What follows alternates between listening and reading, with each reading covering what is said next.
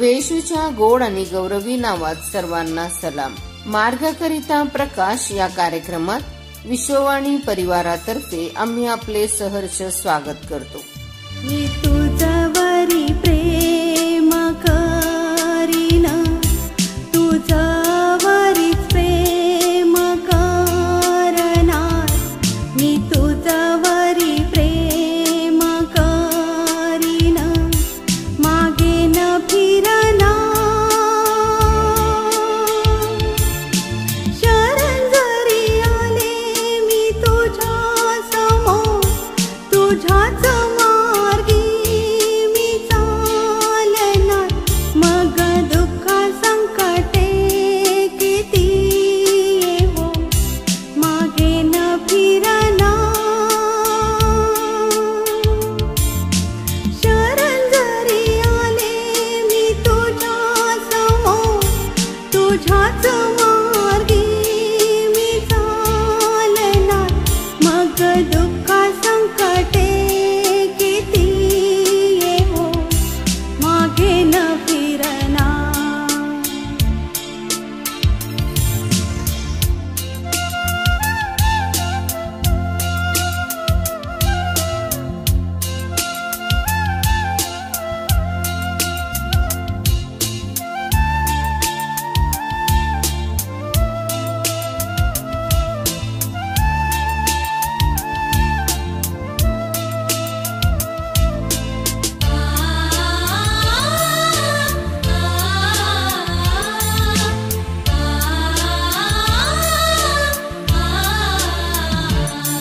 मी तुझी सेवा करीन, तुझीच मी सेवा करीन.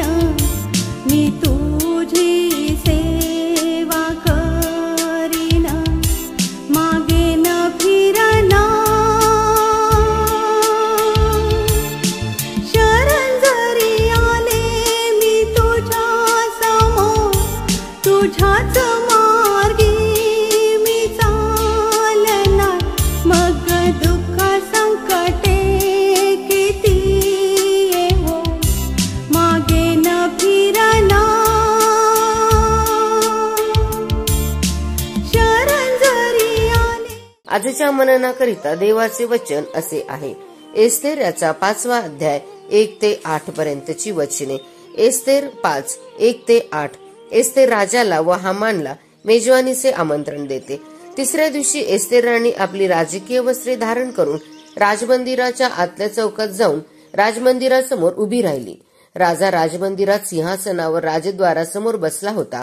राजाने एस्तेर राणी अंगणात उभी आहे असे पाहिले तेव्हा त्याची तिजवर कृपादृष्टी झाली आणि राजाने आपल्या हाती असलेला सुवर्णदंड पुढे केला. तेव्हा एस्तेरने जवळ जाऊन राजदंडाच्या टोकास स्पर्श केला. राजाने तिला विचारिले, एस्तेर राणी, तुला काय पाहिजे? तुझी काय मागणी आहे? अर्ध्या राज्य एवढी तुझी मागणी असली तरी ती मिळेल. एस्तेर म्हणाली, महाराजांच्या मर्जीस आले तर मी आज आपणासाठी जे भोजन तयार केले आहे त्यास आपण हामानाला घेऊन यावे. राजा म्हणाला, जा, हामानास लवकर घेऊन या, म्हणजे एस्तेरच्या म्हणण्याप्रमाणे करू. मग एस्तेरने तयार केलेल्या भोजनास राजा व हामान हे गेले. जेवताना द्राक्षरस पिण्याच्या वेळी राजाने एस्तेरला विचारिले, तुझा काय अर्ज आहे? तो मान्य केला जाईल. तुझी मागणी काय आहे? ती अर्ध्या राज्य एवढी असली तरी ती प्रमाणे करण्यात येईल. एस्तेर म्हणाली, माझा अर्ज व मागणी हीच. महाराजांची मजवर कृपादृष्टी झाली असून माझा अर्ज मंजूर करावा व माझी मागणी मान्य करावी असे महाराजांच्या मर्जीस आले असेल तर मी मेजवानी करणार. तिला महाराजांनी व हामानाने यावे. मग महाराजांनी म्हटल्याप्रमाणे मी उद्या काय मागावयाचे ते मागेन. प्रभू परमेश्वर या वचनाद्वारे आजचा आपला दिवस आशीर्वादित करो. ख्रिस्तात सर्वांना सलाम. माझ्या प्रियांनो, आज सकाळी आपण एस्तेरचे पुस्तक त्याचा 5 अध्याय वचने 1 ते 8 वाचन केलेले आहोत. आणि या एस्तेरच्या पुस्तकामध्ये माझ्या प्रियांनो आम्ही पाहतो की मोर्दकै जो आहे तो एस्तेरला त्यांच्या लोकांविषयी सांगत आहे. एस्तेर एक राणी आहे, ते मोठ्या राजवाड्यामध्ये आहे.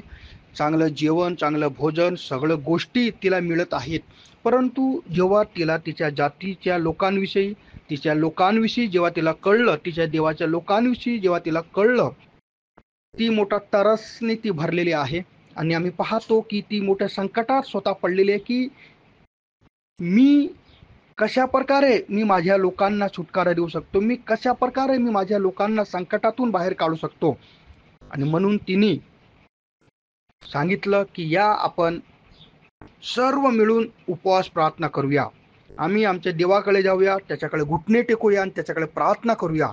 निश्चित तो प्रभू जो आकाश आणि पृथ्वीचा निर्माण करणारा प्रभू आहे, निश्चित तो आम्हाला या मोठ्या संकटातून सोडवेल, मोठ्या समस्यातून तो आम्हाला बाहेर काढेल. आणि आम्ही पाहतो की जेव्हा सर्व लोक एकत्रित आले देवाकडे, जेव्हा त्यांनी घुटणे टेकलं, जेव्हा त्यांनी प्रार्थना केली आणि देवानी एस्तेरला माझ्या प्रियांनो बुद्धी आणि ज्ञान दिलं. आणि आम्ही पाहतो की जी एस्तेर बिना कामाने राजाच्या समोर पुढे होत नव्हती, एक काम घेऊन ते राजाच्या समोर पुढे झाली. आज अंधकारामध्ये आहेत जे लोक, आज बंधनामध्ये आहेत, ज्या लोकांना सत्य माहीत नाही, त्या लोकांपर्यंत पोहोचण्यासाठी माझ्या प्रियांनो जे पाळक सेवा करत आहेत किंवा जे सेवक सेवा करत आहेत त्यांच्यासाठी आम्हाला प्रार्थना करणं गरजेचं आहे की दे बाप्पा या संकटातून तू त्यांना सोडव, जो विरोध होत आहे प्रभू त्या विरोधातून तू त्यांना बाहेर काढ, लोकांना सत्याची ओळख होऊ दे प्रभू परमेश्वरा, आणि जे लोक विरोध करत आहेत त्यांना कळू दे.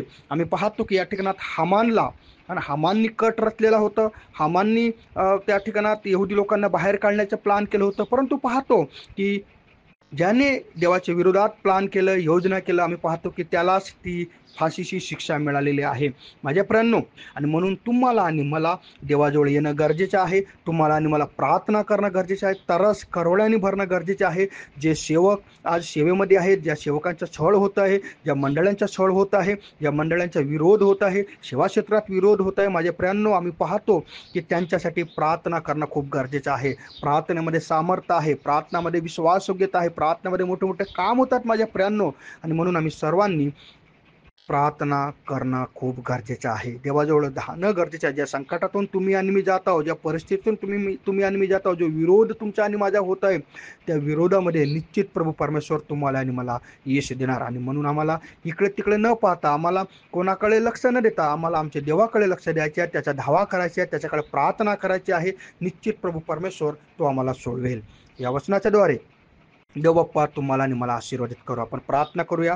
अखिल सृष्टीच्या निर्माणकर्त्या प्रभू परमेश्वरा, आम्ही पाहतो की यहुदी लोकांवरती जो संकट आलेला होता, परंतु प्रभू लोकांनी जेव्हा तुझ्यासमोर घुटणे टेकले, तुझ्याकडे प्रार्थना केली आणि तू त्यांच्या प्रार्थनेचं उत्तर दिलेलं आहेस. प्रभू आज आम्ही पण तुझ्याकडे घुटणे टेकावू, आम्ही तुझ्याकडे प्रार्थना करावी. ज्या समस्यातून, ज्या संकटातून प्रभू आम्ही जात आहोत, त्या समस्यातून, त्या संकटातून आम्हाला सुटकारा मिळावं आणि तुझ्या नावाची महिमा व्हावी. देव तो सकार धन्यवाद करतो. तारणाऱ्या येशूच्याच नावात प्रार्थना मागत आहे.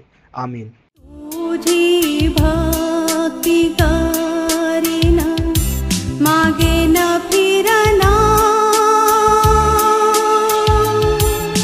शरण जरी आले मी तुझ्या समोर, तुझ्याच मार्गी मी चालणार.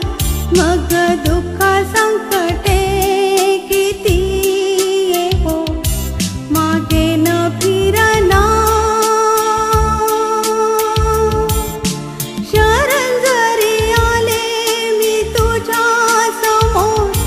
तुझ्याच मार्गी मी चालणार.